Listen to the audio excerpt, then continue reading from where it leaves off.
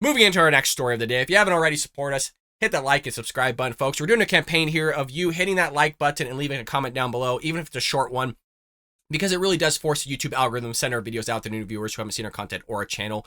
Look what they're doing to Twitter, folks, and had been doing, at least should I say, for the last couple of years, suppressing conservative Republicans. Lord only knows what YouTube and Google's doing to us. So doing a little bit there of hitting that like button and putting a comment down below does yeoman's work, and at least supporting us to where we can actually make a difference in some way, shape, or form without so much human intervention coming from the execs of YouTube as well as Google, if that is happening. Well, we have here a little bit of old news, and I don't think it really hit a lot of the airwaves, maybe touched on Fox News, but I think it was glanced over kind of, and I do want to talk about it here.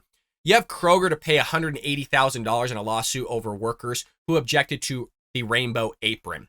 Now, we do have a video clip here of Tom Cotton just grilling the head of Kroger, but a little bit of backstory before we get into it.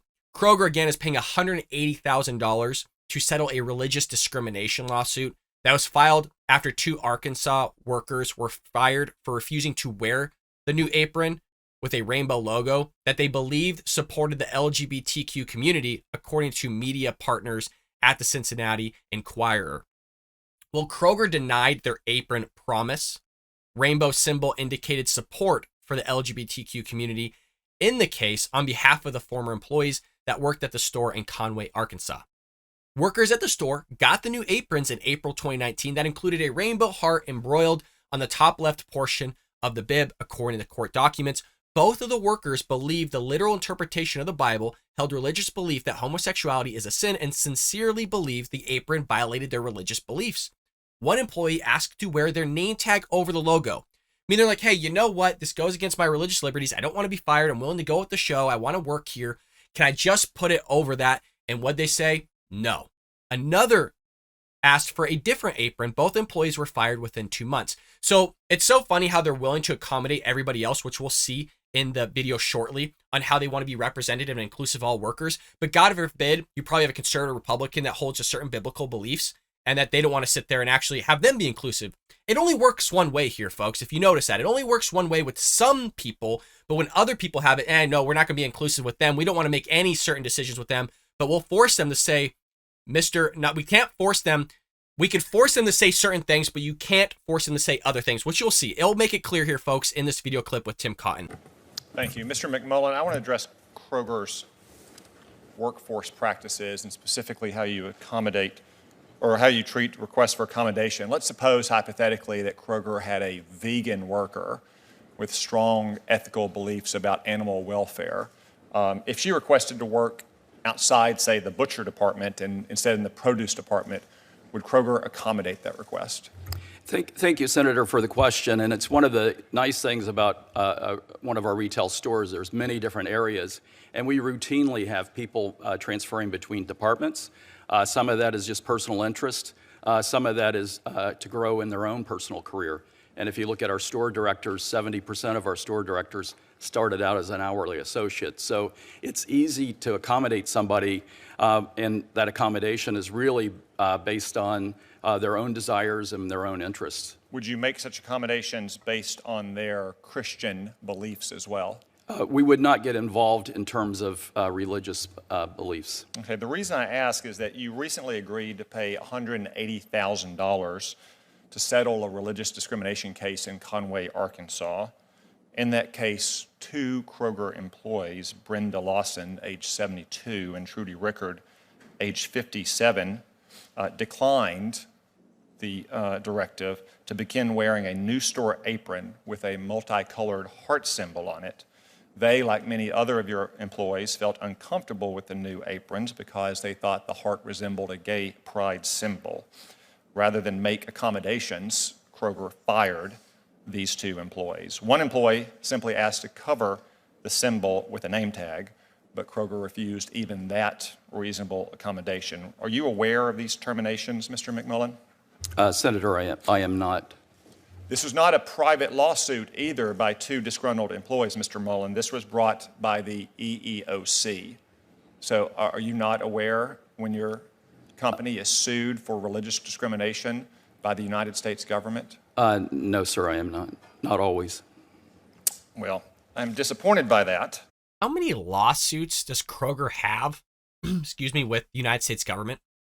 I mean, you would think that'd be kind of one of the top ones you'd probably want to look at when the government's suing you, or at least in some sort of court with your company.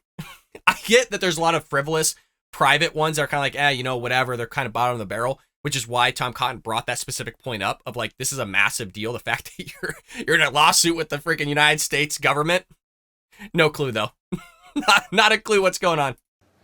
Are you aware that, Mr. McMullen, are you aware that Kroger has something called an allyship guide for its employees? Yes, Senator. Okay. In the allyship guide, you direct employees to stop using sir and ma'am because they're not inclusive. Do you expect 72-year-old employees in rural areas of Arkansas to really stop using words like sir and ma'am? If you look at our allyship guide overall, it's trying to support our associates in going forward and trying to be inclusive for everybody with all different beliefs. And when you look at our associate resource group, our associate resource groups were created several years ago for people with different types of interests.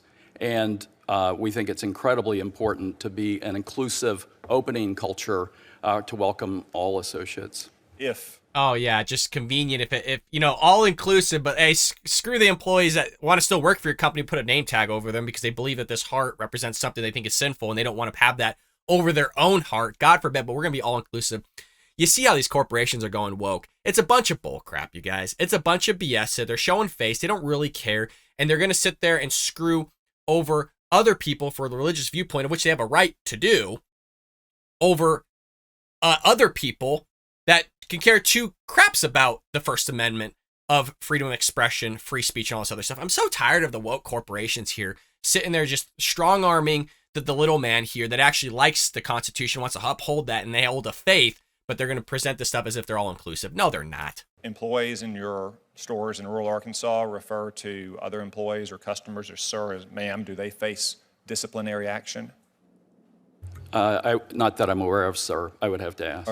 Are you still requiring employees to wear the apron with the rainbow heart symbol on it? Yeah, if you look at this, we put in place an apron several years ago because our associates wanted to have a common dress code. The heart is the symbol of art. The Kroger's fundamental purpose is to feed the human spirit. And part of feeding the human spirit is the heart. And that heart is our fundamental strategy to support our purpose. The colors were not tied to any specific thing. Well, I'm not sure I believe. Why don't you just make it a red heart then? If that's going to be this, why do you have to add all these other colors and all this other stuff and the heart this, the heart that, whatever? Just make it a heart. Or, I mean, if the idea is that everybody needs to have kind of the same kind of uniform and everything like that, just remove the heart altogether and just have them have an apron and a uniform. Why do you need to add all this other stuff? I get that it's your culture, your mission, and all that other stuff. Then just make it a simple heart. Just make it red. But you're adding in all this color, this rainbow, this foo-foo stuff. We all know what it's for. That's why you're trying to get rid of certain language from happening because you want everything to be all-inclusive, which goes to support somebody else's theory of this would be for the LGBTQ plus community, that you want to have everybody in a kumbaya mood, which I get is a corporation, a company, that you would want a certain culture, a certain milieu to be presented. But when you're forcing people to go against their religious beliefs for something that we know what's really taking place, whether you say so or it's not, makes you wonder why you going woke. And when you go woke, folks, what happens? You go broke. That because it was introduced during Pride Month as a supposed sign of inclusivity, and a federal judge didn't agree with it either. That's why he rejected your company's motion for summary judgment, and you just paid $180,000 to two employees that you wrongly terminated. By the way, would you like to offer an apology here to Brenda Lawson and Trudy Rickard for the ordeal they went through? I would need to understand more of the details, Senator. Thank you. Okay. So is it the case that you are still requiring all employees without accommodation to wear this apron with the rainbow heart?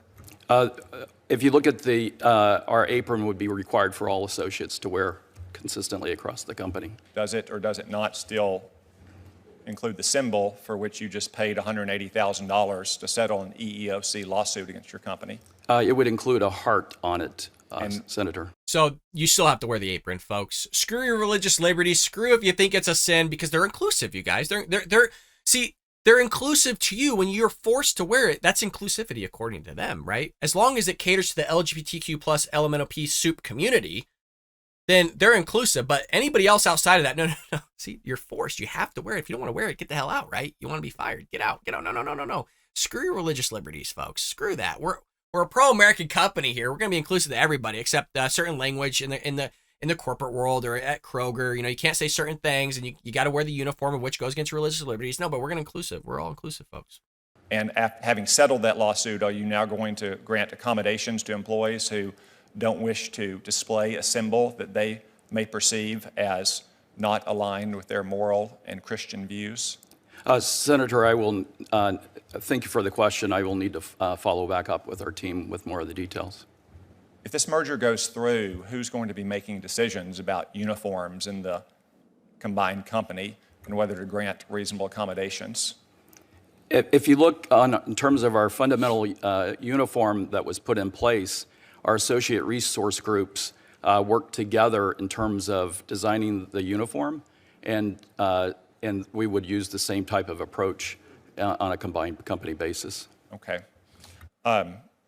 This situation reminds me a little bit of the situation big tech companies have found themselves in recent years. They've come to Washington because they fear regulation from our Democratic friends or action by the Biden administration, and they expect Republicans, who are traditionally more supportive of free enterprise, to come to their defense. And I've cautioned them for years that if they silence conservatives and center-right voters across the country, if they discriminate against them in their company, they probably shouldn't come and ask Republican senators to carry the water for them whenever our Democratic friends want to regulate them or block their mergers. So I've heard a lot of questioning about that today, and I've read a lot about it in the news. And I'll say this: I'm sorry that's happening to you. Best of luck. Damn. So, sometimes the door just hits you right in the you-know-what, folks. But this is where companies are going. This is where corporations are going. They're going woke, and they're going to go broke. I'm telling you, if they continue this stuff, I'm done with Kroger. I'm just not going to shop there. I'm not going to buy their products. There's a bunch of other people that I could buy products from if they want to sit there, go woke, and push this agenda and screw people's religious liberties, forcing certain speech in their corporation or their environment of where they work. Just won't buy it anymore.